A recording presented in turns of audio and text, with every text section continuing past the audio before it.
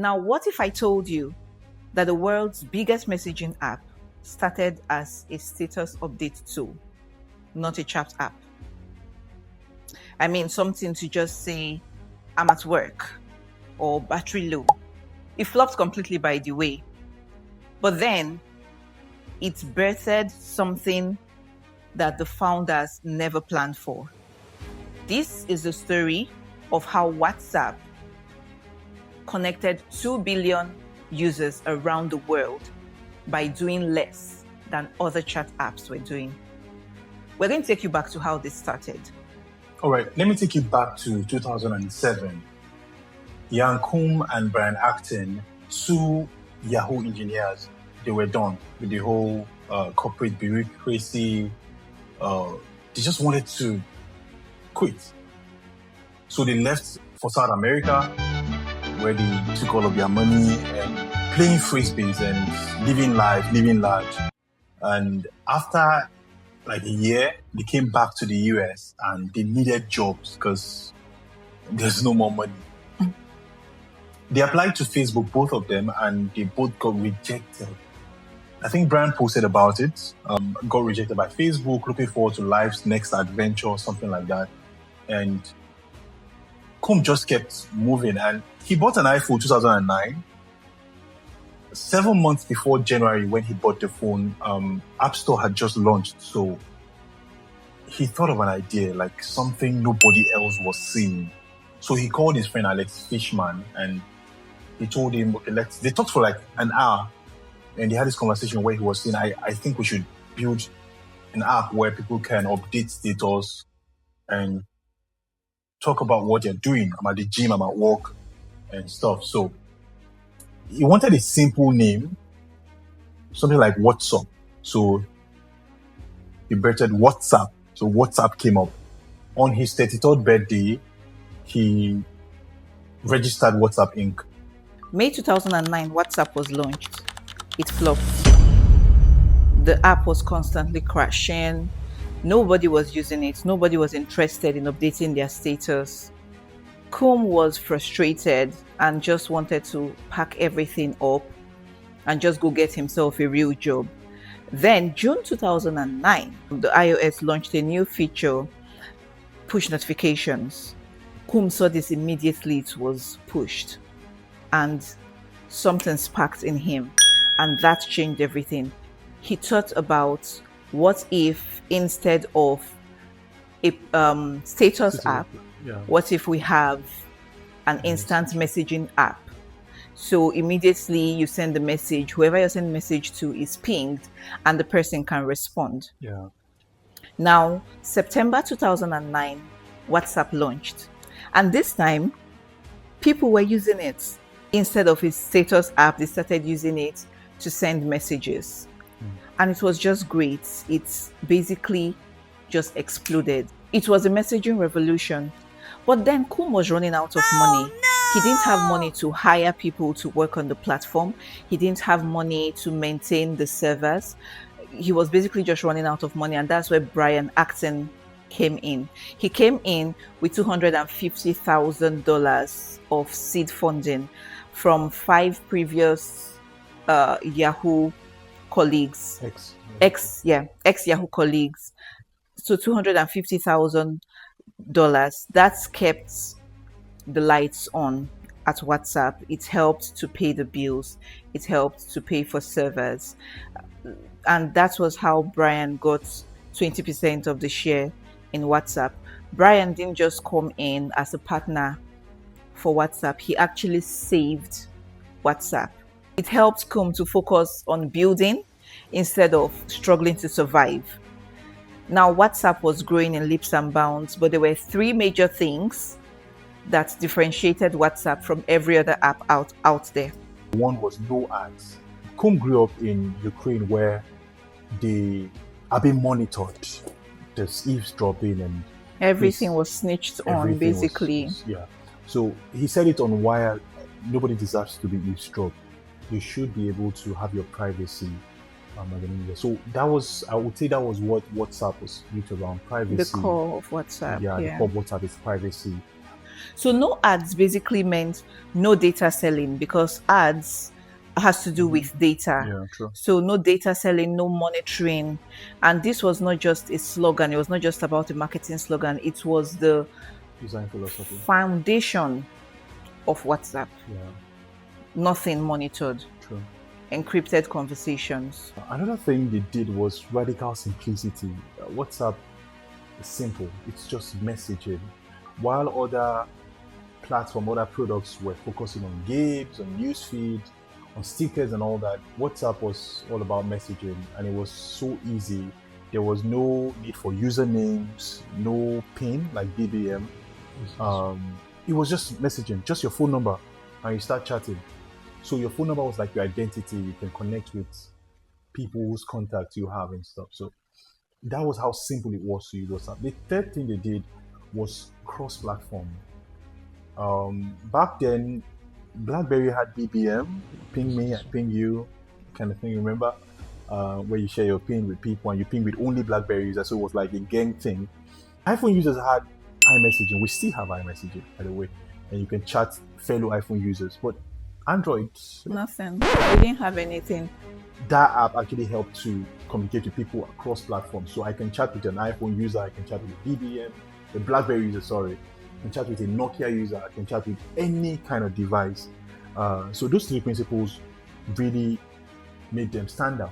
So this was massive in markets, in emerging markets like Nigeria, here where we are, in Brazil, in India, where people have different phones, but these phones are not really connecting with each other.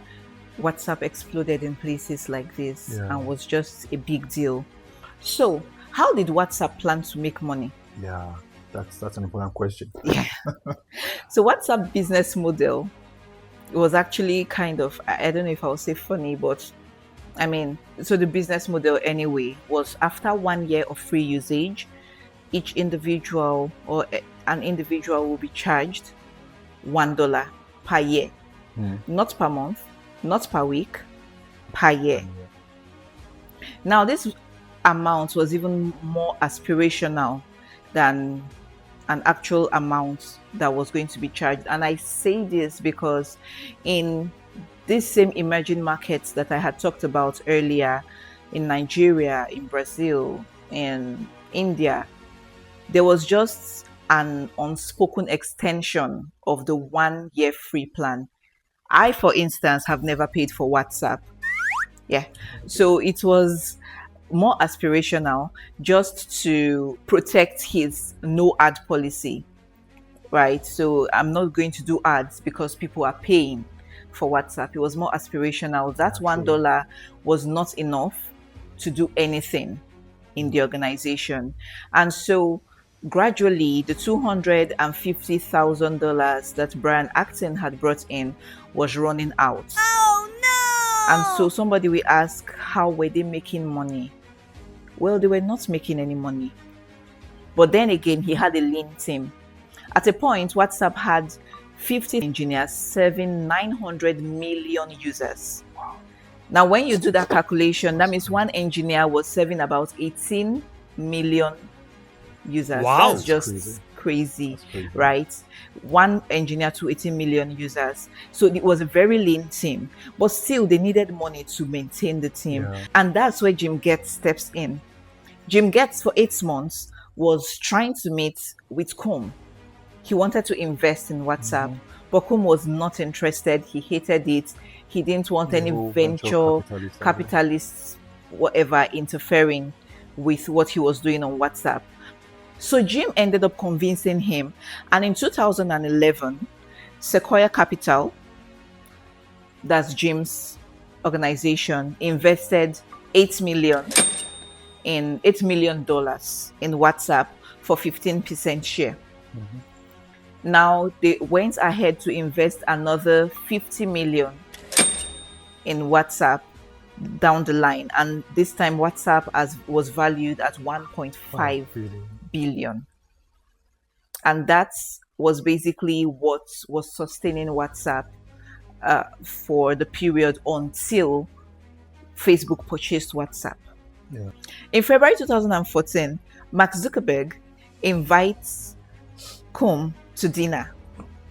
And 10 days later, Facebook announced the acquiring of WhatsApp for $19 billion. $19 billion. $19 billion. Interesting. Huh? Yeah. Brian, who had 20% in WhatsApp, walked away from that deal with 3.8 billion. That, I would say, is the ultimate revenge. Facebook didn't give him a job, and then he walked away with 3.8 billion. That's like 7 years later. From Facebook 7 years later. If I were APM at WhatsApp today, what I will do is work more on the WhatsApp business aspects. Right now, we have a lot of business owners on WhatsApp, and all they do, I mean, apart from the business APIs, right? What the business owners on WhatsApp do is upload products to their catalog, chat with people that are interested in purchasing those products, and then once they are done, the entire transaction is carried out of WhatsApp. I think in Brazil and in India, they are exploring payments on WhatsApp. So I'm going to work more on that, ensure that the entire e-commerce process end to end is done on WhatsApp, from uploading of your catalog, the conversations that go on already on WhatsApp, the payments, and even fulfillment will go on WhatsApp. You can track your order being fulfilled through WhatsApp instead of taking the conversation outside. How will that work? Basically partnering with payments businesses like Flutterwave and Paystack in Nigeria, and also partnering with logistics businesses. So when a customer comes on WhatsApp to purchase an item, they can make their payments on WhatsApp, and they can just track their orders fulfillment. That's the delivery aspect on WhatsApp.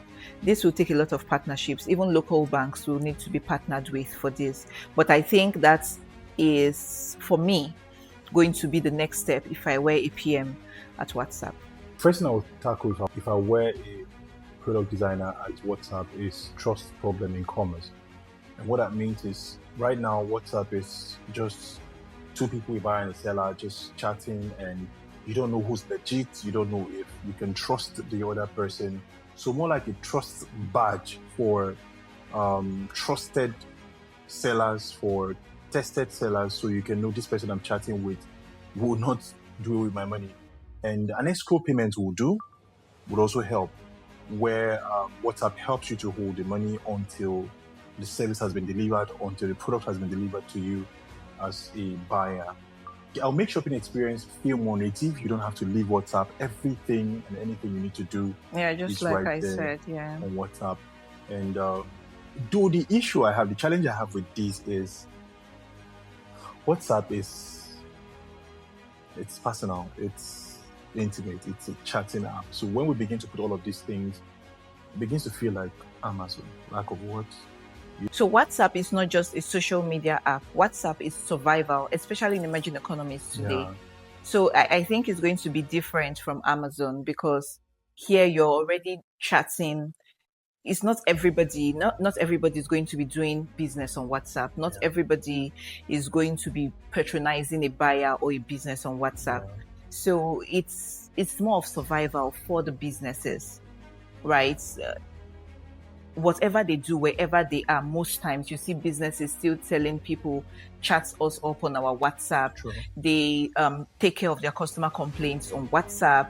Sometimes they give their prices even on WhatsApp. So it's survival.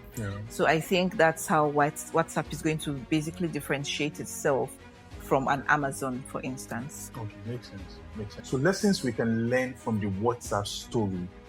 Rejection can always redirect you to something better. You know, when Brian and Cohn got rejected at Facebook, they came back stronger. But these guys came back better with a product that Facebook bought from them at a very good price. So I understand what you're saying. Sometimes the door that closes is not the opportunity, it's actually the distraction. It's the opportunity is ahead of you.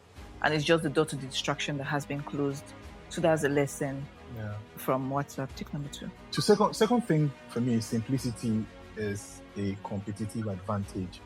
And what that means is, for WhatsApp, they said no ads, and there was no ads. They said to keep it simple, just messaging, and that's what they've been doing over the years. And they kept to that. The third thing that we can learn from this WhatsApp story is that your principle is your product.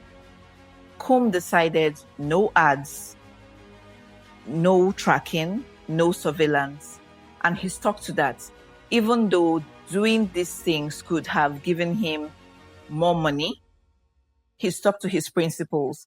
And even when Facebook acquired WhatsApp and they were going to bring in these things that were against his principles, Coombe and Brian quit because they were going to just stick to their principles. And they left with millions in unvested stock. That is conviction. Today, WhatsApp has 2 billion users worldwide. It is the most used messaging app on the planet. And it all started with a failed status app.